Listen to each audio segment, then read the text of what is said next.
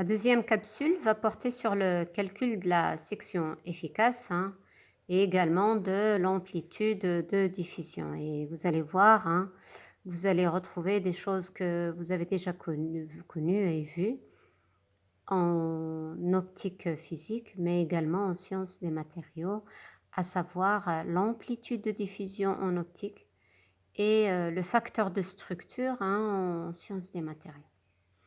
Donc, je vais partir pour recalculer la section efficace, ou le débit, mais cette fois-ci en utilisant le vecteur de la densité de probabilité. Ça, c'est la densité de courant, donc qui n'est autre que la valeur moyenne, vous voyez, de la quantité de mouvement, P divisé par M, finalement c'est la vitesse moyenne dans l'état phi, par exemple.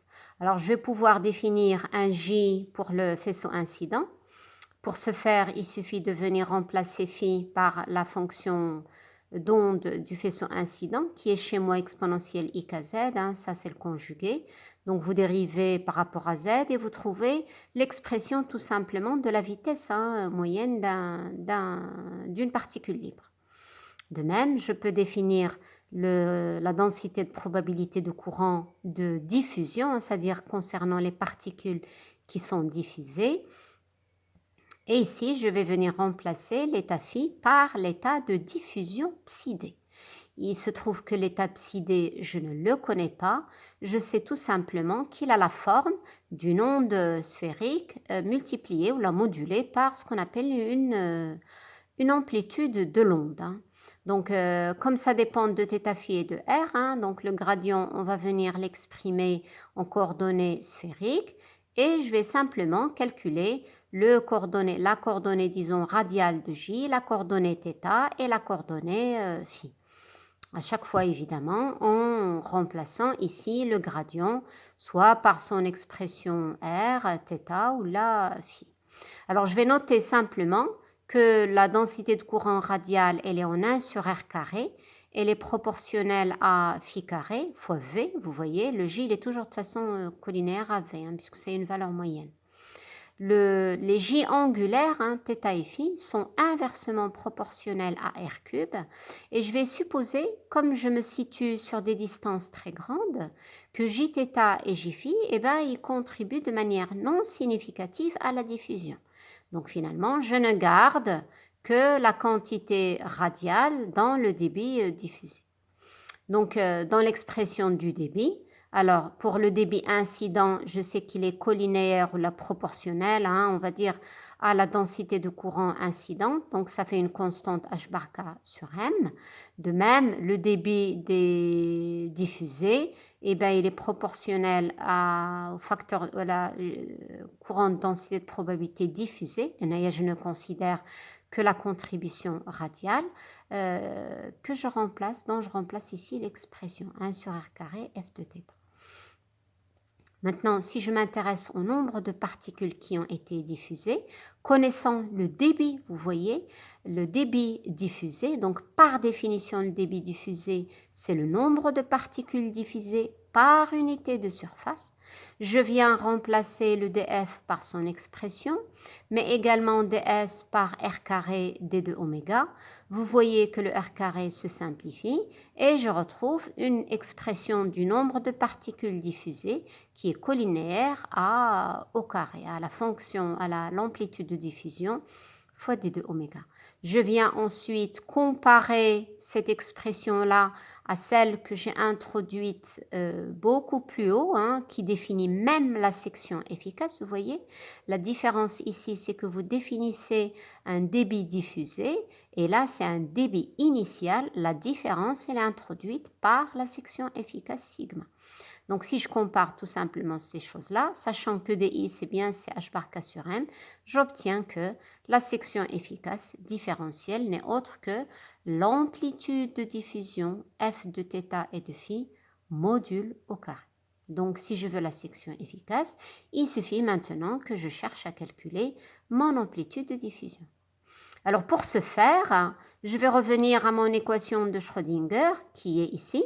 Je vais l'écrire sous forme de deux parties droite et gauche comme c'est ici. Et je vais introduire la fonction de Green, hein, qui est tout simplement la solution de l'équation de Helmholtz, hein, que vous avez déjà rencontrée quand vous avez fait l'optique physique, hein, dans les propagations des ondes. De la même manière, je vais introduire une fonction psi de R qui n'est pas très loin de la fonction de Green, hein, psi 0 égale à 0. Alors, si, étant donné ma fonction G est psi 0, et je cherche une fonction psi à cette équation-là, alors le théorème, hein, en fait c'est un théorème qui est lié à la transformée de Fourier, et n'a rien à voir avec la mécanique quantique, eh bien il vous dit que psi de D, psi de R ici, égale psi 0 plus, ça c'est ce qu'on appelle la produit de convolution, hein, finalement, G de R moins R', U de R', psi de R'. Donc je ne vais pas chercher à démontrer, par contre je vais vérifier simplement que cette solution, que ce psi-là est bien solution de mon équation de Schrödinger, hein. Donc je vais simplement appliquer delta plus k carré à ma fonction psi, que voilà. Ça fait delta psi plus k carré à psi 0, qui est égal 0, par définition même de psi 0, plus delta plus k carré appliqué à cette quantité. D'accord?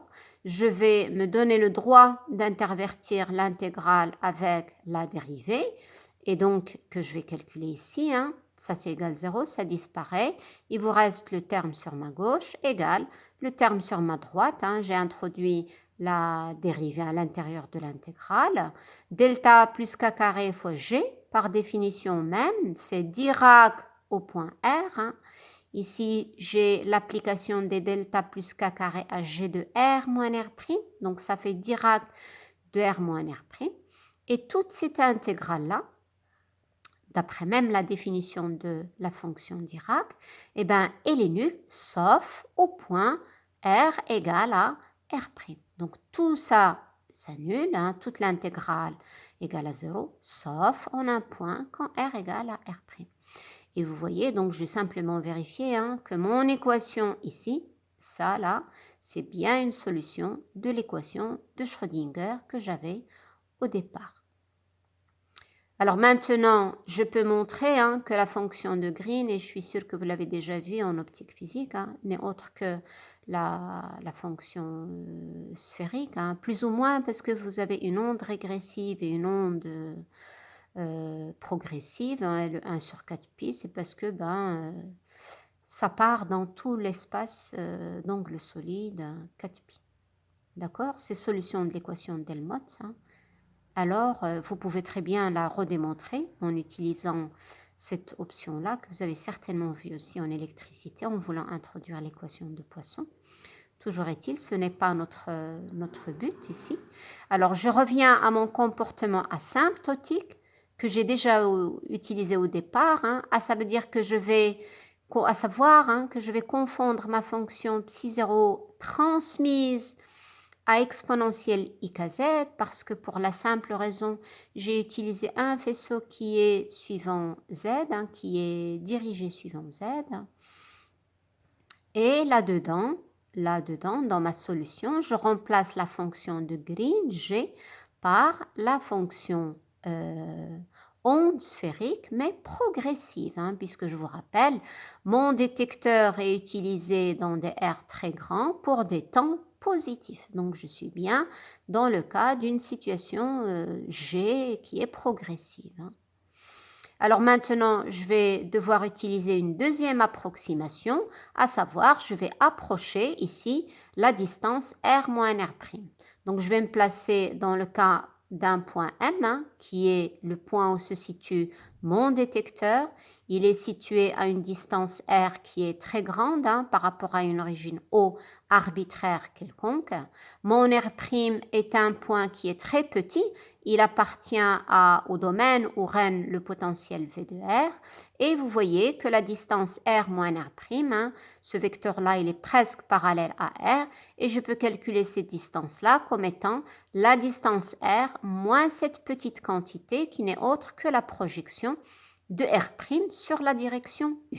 Donc, vous voyez ici, R moins R' distance égale à peu près la distance R moins la projection de R' sur U.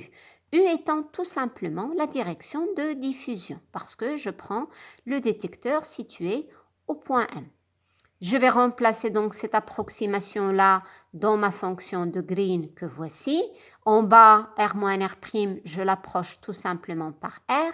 Et en haut, l'exponentielle IKR d'un côté et l'exponentielle moins IK R' scalaire U. Maintenant, je peux reporter la fonction de Green dans l'expression de ma fonction ici de psi. Vous pouvez mettre un indice D, psi de diffusion, c'est la même de toute façon. Ça, c'est psi, solution de l'équation de Schrödinger, qui est en même temps psi de diffusion. Donc, vous voyez que j'ai remplacé la fonction de Green, que je remplace en faisant l'approximation suivante. Je sors l'exponentielle IKR sur R parce qu'elle ne dépend pas de la variable R', et vous obtenez l'onde transmise plus une onde sphérique avec un coefficient qui n'est autre finalement que l'amplitude de diffusion.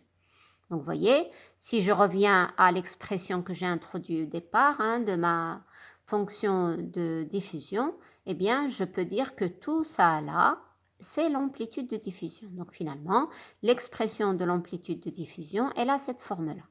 Donc, ça ne me parle pas pour l'instant.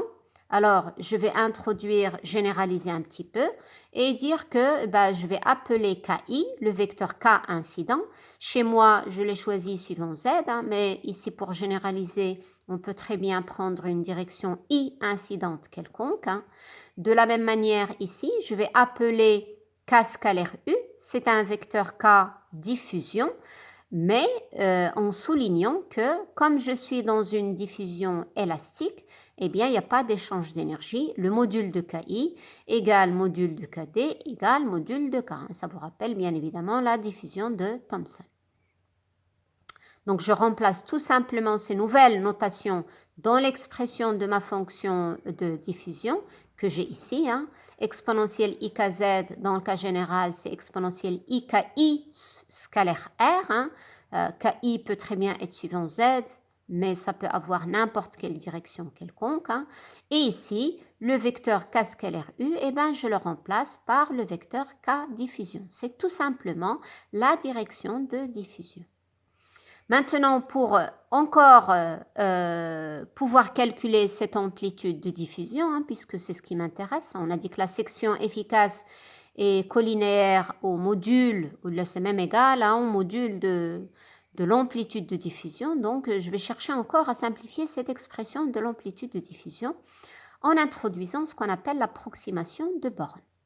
Alors, Born, il vous dit tout simplement que vous voyez bien que ici vous avez psi d, mais également, là, vous avez psi d, sauf que Naya, c'est intégrale sur R', mais là, quand vous intégrez de 0 à R, vous avez quelque chose qui dépend de R. Mais toujours est-il, c'est la même fonction psi d qui apparaît ici et là. Alors, Born vous dit, qu'est-ce qui vous empêche de reprendre cette même formule en R' que voici. J'introduis donc une nouvelle variable R seconde, et je viens remplacer cette psi de R' dans la première fonction. Finalement, je vais obtenir une sorte de développement limité qui va vous donner la fonction transmise.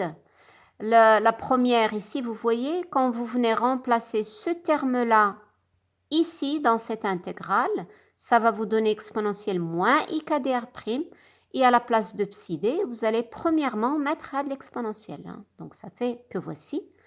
Et ensuite, ici dans psi d, vous mettez l'intégrale. Donc, vous allez avoir la double intégrale, vous voyez. La première, elle est sur R seconde. La deuxième, elle est sur R', toujours est-il. Ça, c'est une sorte de développement limité.